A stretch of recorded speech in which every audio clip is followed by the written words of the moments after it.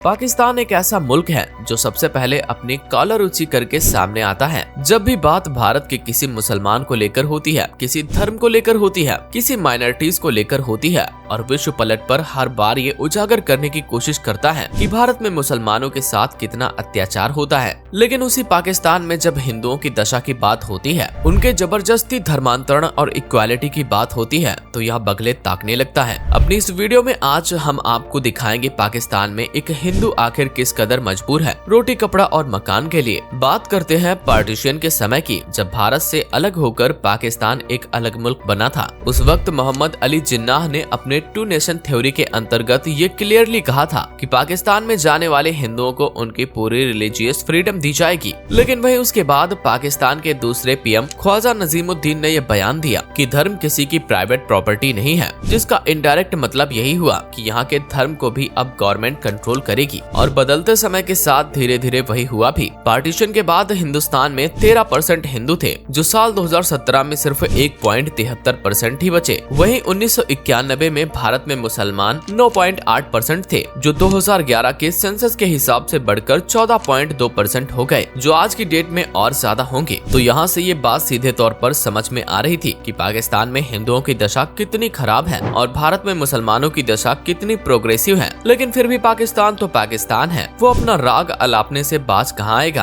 पाकिस्तान में हिंदुओं की इस घटती आबादी के पीछे कई रिपोर्ट्स में इस बात का दावा किया गया कि हिंदुओं के एक बड़े हिस्से का पाकिस्तान में जबरदस्ती धर्मांतरण हुआ है और आज भी हो रहा है, जिससे हिंदुओं की आबादी दिन प्रतिदिन घट रही है। कई जगहों पर उन्हें यह कहकर जॉब और बाकी मूलभूत सुविधाओं से वंचित किया गया कि वो मुसलमान नहीं है, इसीलिए वो इसके हकदार नहीं है। उन्हें 2 वक्त की रोटी के लिए ये लालच दिया गया कि अगर वो हिंदुज्म छोड़कर इस्लाम कबूल करेंगे तो उन्हें कई तरह की सुविधाएं दी जाएंगी। लेकिन क्या पाकिस्तान के हिंदू सच में ये डिजर्व करते थे? क्योंकि वो तो माइनॉरिटीज में थे। जो पाकिस्तान भारत में मुसलमानों को माइनॉरिटीज बताते हुए हमेशा उनके साथ गलत व्यवहार किए जाने की दुहाई देता है, वही पाकिस्तान अपने ही देश में अपने माइनॉरिटीज के साथ क्या कर रहा था। अगर आप पाकिस्तान के इस जॉब एड्स को देखेंगे तो आपको समझ में आ जाएगा कि यहाँ पर नॉन मुस्लिम माइनॉरिटीज के साथ क्या व्यवहार किया जाता है। इस जॉब एड्स में साफ लिखा है कि नॉन मुस्लिम यहाँ पर सिर्फ कॉर्पोरेट, बार्बर और लो पेड जॉब ही कर सकते हैं। हमेशा भारत में बराबरी और समान अधिकारों के हक की बात करने वाला पाकिस्तान आखिर अपने ही देश में ऐसा 2 तरह का व्यवहार कैसे कर रहा था?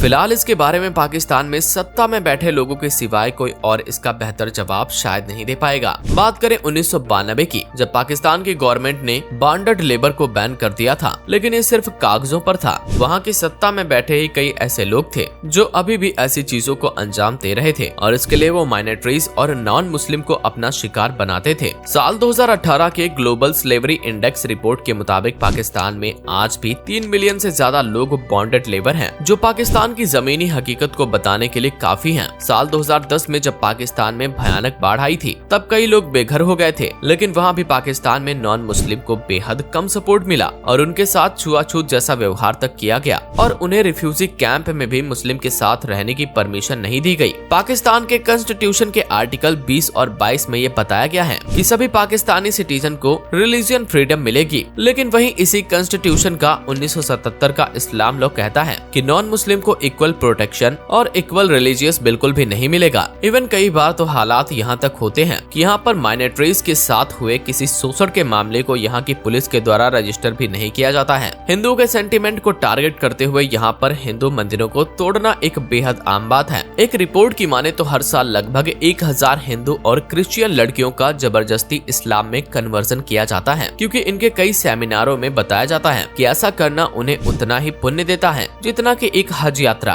खैर, ये तो वो सिर्फ कुछ आंकड़े हैं जिनका हमने अपनी वीडियो में जिक्र किया, लेकिन जमीनी हकीकत इससे कहीं भयानक और खतरनाक है, जिसको देखकर आपको ये तय करने में बिल्कुल भी दुविधा नहीं होगी कि इंडिया में मुसलमान कितना खुश है और पाकिस्तान में एक हिंदू अपने मूलभूत अधिकारों के लिए भी कितना मजबूर है। आपका इसके बारे में क्या कहना है, हमें कमेंट में बताएं और वीडियो पसंद आया हो तो इसे लाइक और चैनल को सब्सक्राइब करना मत भूलिएगा।